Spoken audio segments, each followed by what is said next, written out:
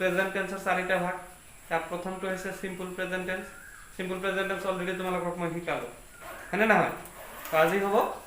present continuous tense present continuous tense কাক বলে tense বৰ্তমান কালত যেতিয়া কোনো এটা কাম চলি থকা বুজায় বৰ্তমান কালত যেতিয়া কোনো এটা কাম চলি থকা বুজায় তাক কি বুলি কোৱা হয় প্ৰেজেন্ট কন্টিনিউয়াস টেন্স বুলি কোৱা হয় বুজি পাইছা না যেতিয়া কোনো এটা কাম চলি থকা বুজায় ধৰা মই তোমালোকক শিকাই আছো এই কামটো এতিয়া চলি আছে না নাই তোমালোকে শিকি আছা এইটো কাম বৰ্তমান চলি আছে বা হয়তো কোনোবাই গাড়ী চলাই আছে এই কামটো চলি থকা বুজাইছে গতিকে বৰ্তমান কালত যিবিলাক কাম চলি থকা বুজায় সেইবিলাকক কি বুলি কোৱা হয় প্ৰেজেন্ট কন্টিনিউয়াস টেন্স বুলি কোৱা হয় তো তোমালোকে লিখিবা প্ৰেজেন্ট কন্টিনিউয়াস টেন্স আমাৰ প্ৰেজেন্ট টেন্সৰ প্ৰেজেন্ট কন্টিনিউয়াস টেন্স বৰ্তমান কালত যেতিয়া কোনো এটা কাম চলি থকা বুজায় বৰ্তমান কালত যেতিয়া কোনো এটা কাম চলি থকা বুজায় তাক প্ৰেজেন্ট কন্টিনিউয়াস টেন্স বলে বুজিব পাৰিছা না এনি প্ৰবলেম তো আমি জানিব লাগিব এই টেন্সৰ অসমীয়া বাক্যবিলাক কেনেকুৱা এই টেন্সৰ অসমীয়া বাক্যবিলাক কেনেকুৱা এইটো তোমালোকে জানিব লাগিব সো এই টেন্সৰ অসমীয়া বাক্যবিলাক কেনেকুৱা যেনে আগৰ সিম্পল প্ৰেজেন্ট টেন্সত পাইছিলা মই ভাত খাও ইয়াত হ'ব কি মই ভাত খাই আছো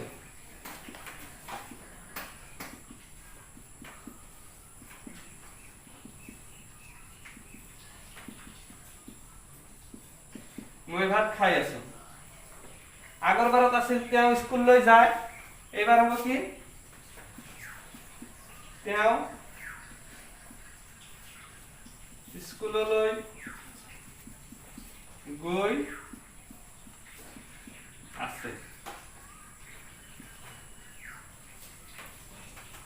আগৰ বাৰত আমি দিছিলো যে চৰাইবোৰ আকাশত উৰে সিম্পল প্ৰেজেন্ট টেন্সত এইবাৰ হ'ব চৰাইবোৰ আকাশত উৰি আছে এই টেন্সত বাক্যটো লিখিলে কি হ'ব চৰাইবোৰ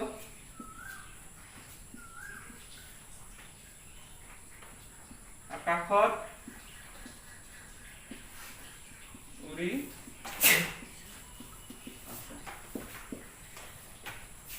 আৰেকটা বাক্য লিখিছো মই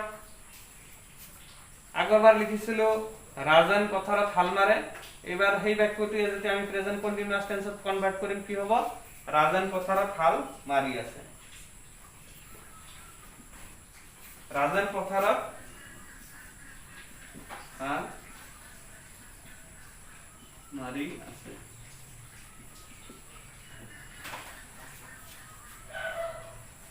সো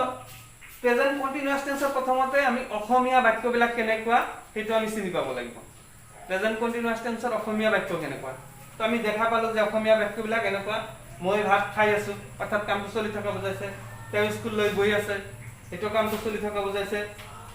চৰাইবোৰ আকাশত উৰি আছে এটো কামটো চলি থকা বুজাইছে ৰাজন পথাৰত হাল মাৰি আছে কামটো চলি থকা বুজাইছে তো আমাৰ উদ্দেশ্য হৈছে কি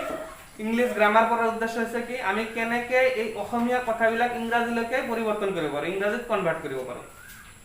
তো ইয়াৰ কাৰণে আমাক কি লিখিব লাগিব ফৰমেশন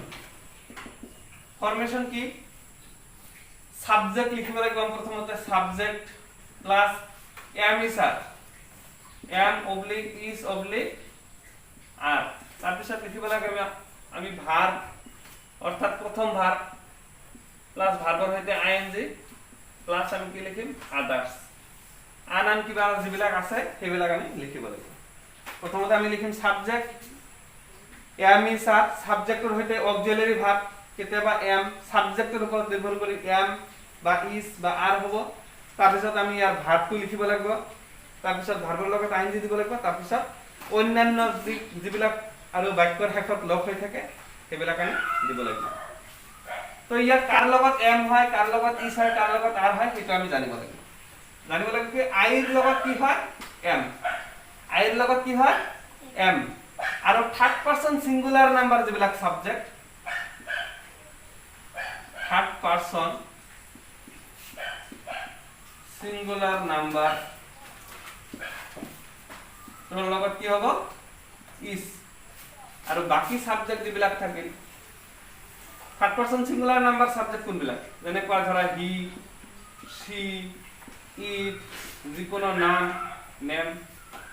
এবিলাক হৈছে আমাৰ থাৰ্ড পাৰসন সিঙ্গুলাৰ নাম্বাৰ ইহতৰ লগত কি হ'ব ইজ আৰু বাকি যিবিলাক সাবজেক্ট থাকিল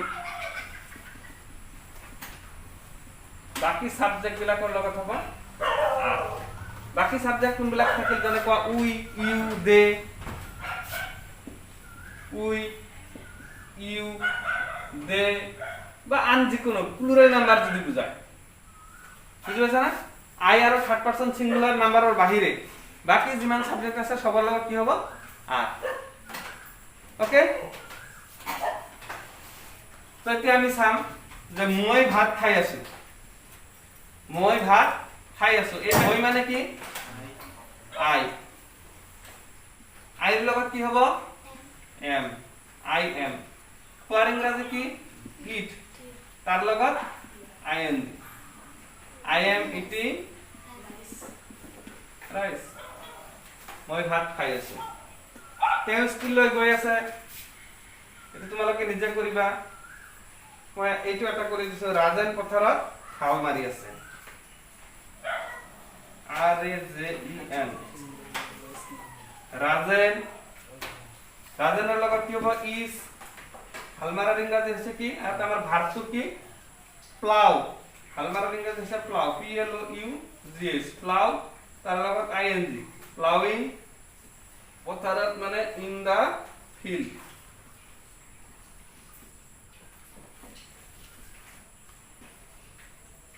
তো বুজি পাইছা না তোমালোকে নিশ্চয় বুজি পাইছা আশা কৰো গতিকে বাকি যি দুটা দিয়া থাকিল সেই দুটা তোমালোকে কৰিবা